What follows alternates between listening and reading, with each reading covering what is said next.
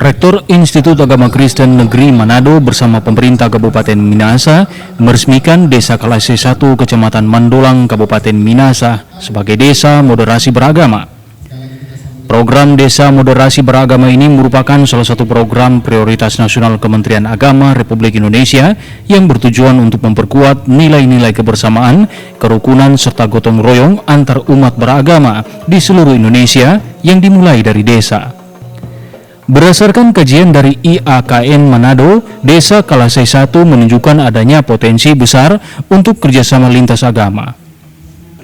Kerjasama ini mencerminkan semangat moderasi beragama yang tidak hanya berfokus pada toleransi, tetapi juga pada penguatan hubungan sosial dan ekonomi antar komunitas agama. Desa Moderasi Beragama tentunya ada 4 indikator moderasi beragama.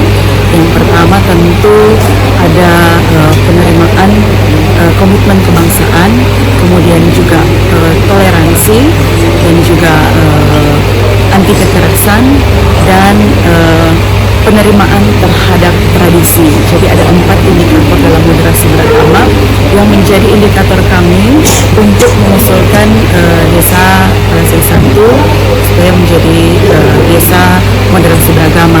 Kami punya kerinduan bahwa ini akan menjadi batu loncatan selanjutnya, supaya bukan hanya di Kalasei 1, tetapi di seluruh desa di Kabupaten Minahasa akan menjadi desa moderasi.